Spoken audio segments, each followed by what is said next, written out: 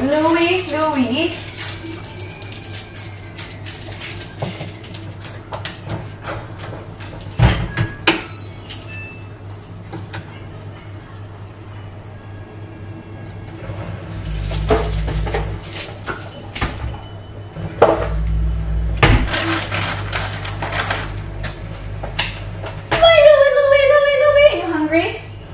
Lady! Lady!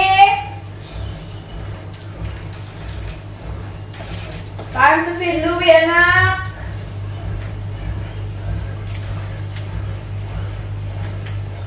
Come!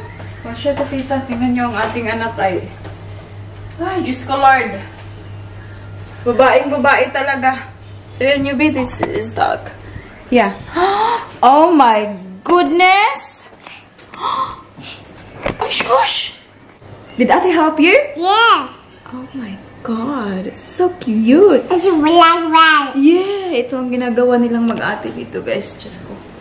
Makeup, makeup. We're gonna feed Louie now. You gonna help me? Can you give me Louie's bowl? I'm gonna feed him now.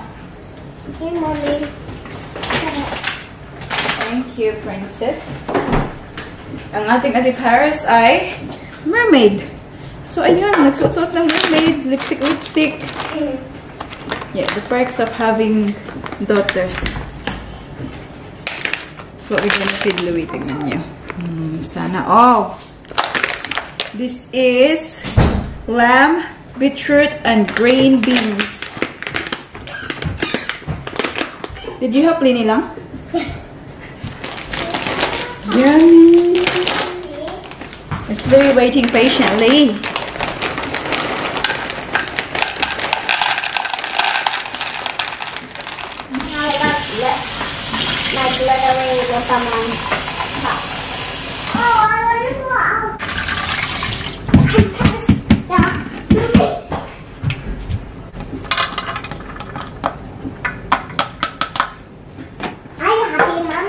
I'm happy. Thank you for asking. Are you happy?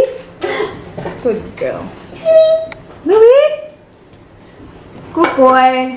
Here you go. The water too, my love. Can I do water? Can you get Ati to do the water, please? At the current share.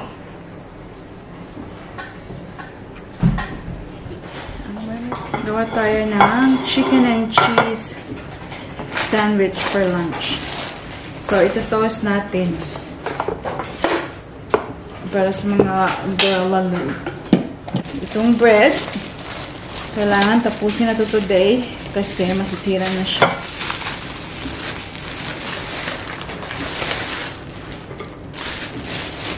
Linggit-linggit naman ito eh. Tingnan nyo. O, alam nyo ba, ito lang yung naiwan kasi kahapon gumawa ako nito. Sa mga Bisaya, hindi ko alam sa mga Tagalog. Sa mga Bisaya, alam nyo. Bigyan na Nadia kung ano ito. Nipikit sa lubot. Gumawa ako ng tira-tira o balikot siya. Hindi ko alam kung anong tawag yun sa Tagalog eh. Kalamay na sugar, tapos coconut milk. Ewan ko lang, parang na-miss ko lang yung kabataan ko ba na yung mama ko, she used to make this one when we were like elementary. Kasi, pumupunta ako ng school. I remember grade 3 ako. Ito yung benta ko guys sa school. Since grade 3, nagbebenta na si mami nyo. So, sales, ano na talaga si mami nyo? Sales lady na talaga si mami nyo. Kahit noon pa. Oh my God. So, ayan siya, oh. Ayan. Kagabi, gumawa ako nito. Nag-video call kami ni mama. Tapos, naka-reminisce kami sa mga buhay namin noon ba. Sabi ko na ito, pagkatapos na siya, parang ano na siya, parang naging tira-tira na siya. Kailangan may bani ng saging para hindi siya mag-harden up. So, ito kasi, wala kaming bani ng saging, obviously, dito. So, dito ko nilagay. Kaya, sobrang, tignan nyo, oh. Sobrang hard. Matigas pa sa mukha ko ito. Ayan. But, oh my God. Every time na kumakain ako ng isang ganito, Para siyang ginagawa kong lollipop, guys. Oh my God. Nagpa-flashback. You know, yung mga panahon na yan yung bumubuhay sa amin. Yung tira-tira. Yung una, manimpulak may glubi. Ano bang Tagalog yung manimpulak? Oy. And then, we sell it. Tapos yung mama ko, ano, yun yung ginagamit niya na niyog for tira-tira. Hindi lang naman tira-tira yung binibenta namin before, guys. Yung mga hotcake, puto, suman, kasi magaling yung mama ko dyan. And then, sabi ko nga kay mama, hala, nakalimutan kong bumili ng mani makers. Normally, nilalagyan ng mama ko ng mani. Tulad ng suman before, nilalagyan ng mama ko ng ano, yung young coconut. Sobrang sarap, guys. Grabe.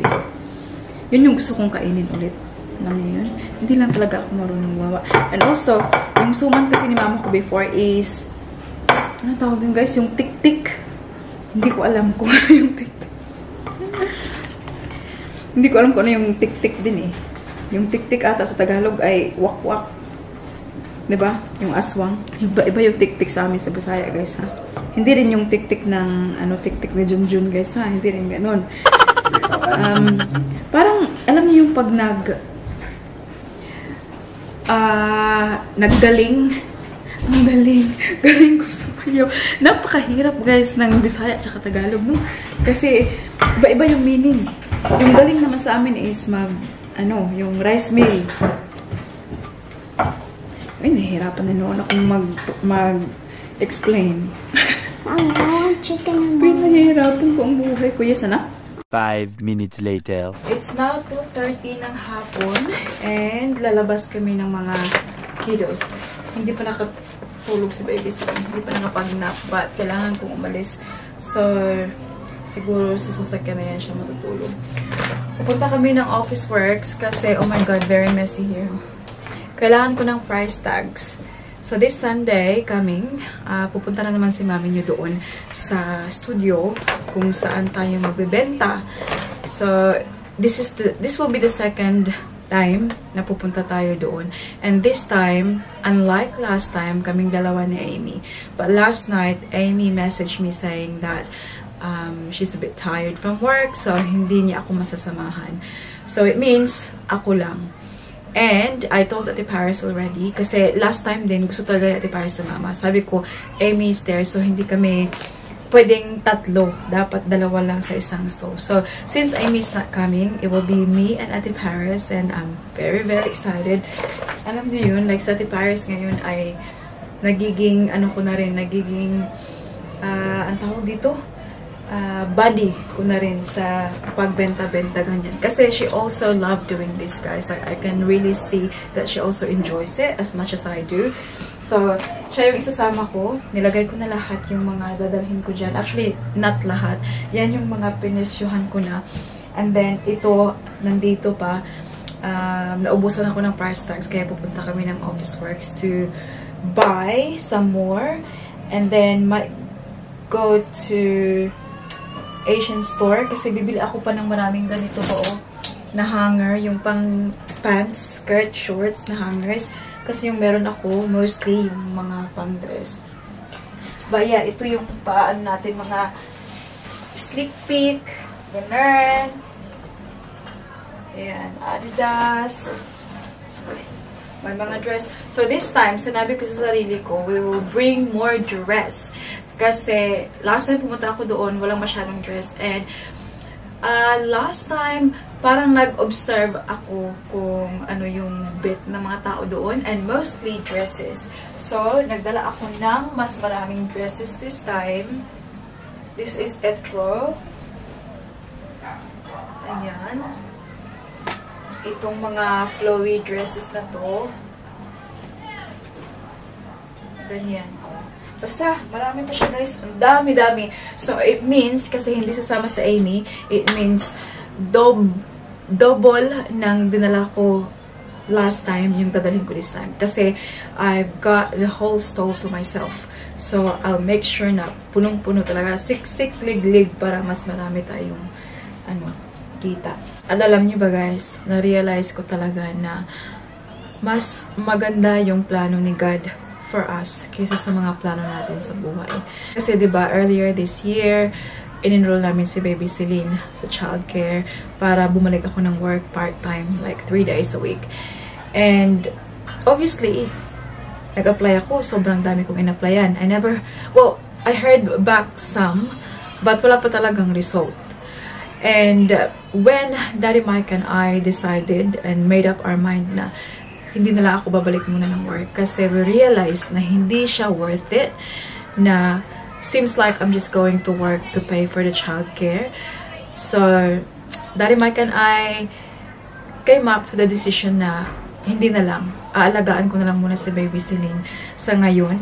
And I will focus on this, which is, I love doing. Kitang-kita niyo naman siguro guys kung gaano ako ka-passionate sa pagbebenta ng mga kung anik-anik. So after naming mag-decide, tsaka pa ako nakatanggap ng mga tawag, ng mga email na are you available for interview tomorrow, I'll give you a call tomorrow, ganito ganyan. So I have a few companies reached out to me para check out kung may time ako for interview and that. But then, wala na kasi parang solid na firm na yung decision namin ni Daddy Mike na hindi na muna ako babalik ng work ngayon. So, can you imagine guys, if before kami nag-decide and then I got the job, I got offered something, tapos may permahan ng naganap, it means I can't, hindi na ako makaka-atras, diba? Buti na lang talaga na-realize namin ni Daddy Mike nang mas maaga na this is what we want to do for now. Kasi kung nangyari man na nag-work ako tapos yun yung babayaran namin sa childcare ni Baby Celine, parang wala din talaga guys, like wala din talagang mapapala kasi I just work and pay for the childcare. Kasi yung price ng childcare is very expensive obviously. Kakalabas lang namin from the post office. And hindi pwedeng makalabas na walang bit-bit. Tingnan nyo. Watches. What have we got there, Lini? Tattoos for me. And for my teapot. Princess. It's your princess? Oh my God. $25 and guys. Hindi man lalabas yung hindi bibiliin. So, yes na lang. This is my favorite one. This page, because that's lots of watches. And these are other ones. This one. Lovely. Melini? Wow, what's inside it? It's a princess. It's a princess? Princess what? It's a princess. No, the princess. Princess plate?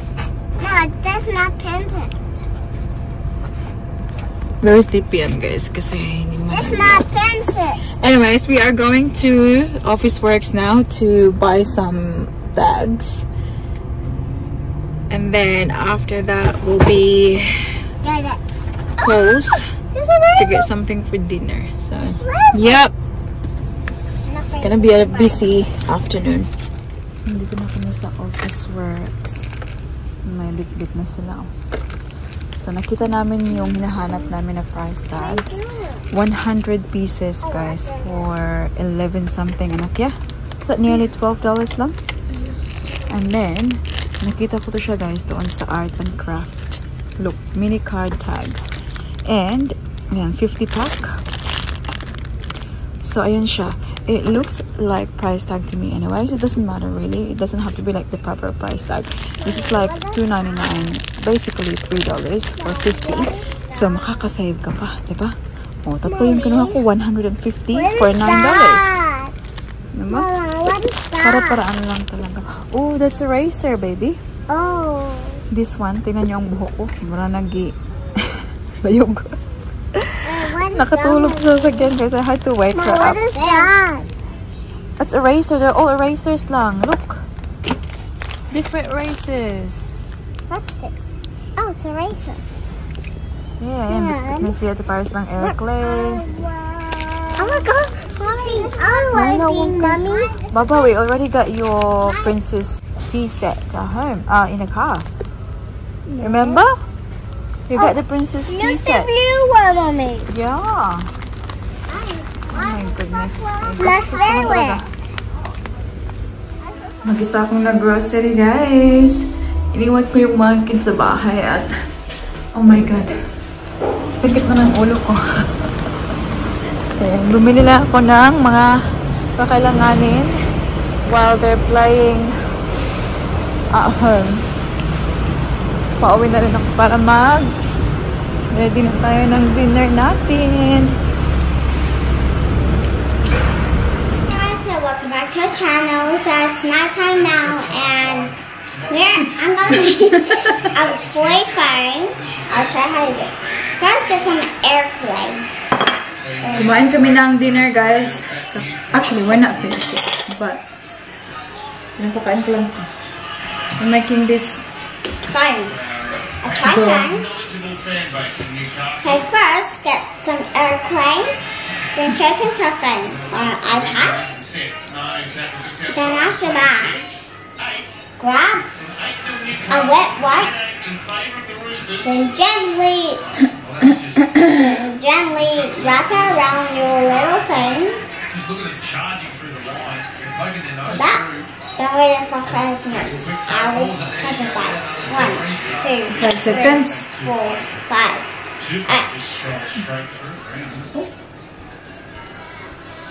Zero, daw. sobrang ano, ha?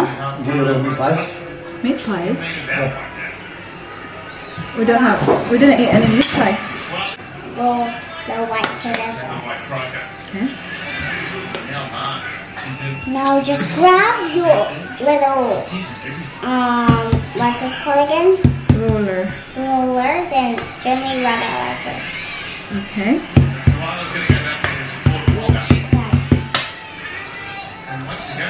But then do it too much and soft. Or you might make it black. Okay. Then grab your big side.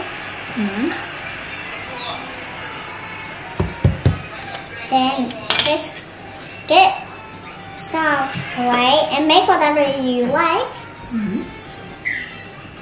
And put on your little phone for decoration. Alam niyo ba, guys, before, ay my god, napakahirap pakainin to ng vegetables. Ngayon, kumakain na siya ng broccoli. So happy.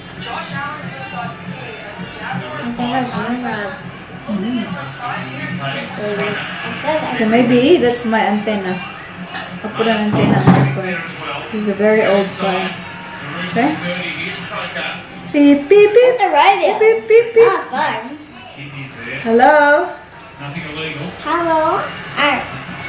Hello. How are you? Good, thank you. Can I borrow some money? Sure. Yeah? Do you have 100,000 pesos? Actually, I didn't have any money, but I do have gold. You have what? Gold. Gold! Okay. So you just let me borrow your gold? That's fine, I will pawn it to cash converters. Some big gold. Thank you so much.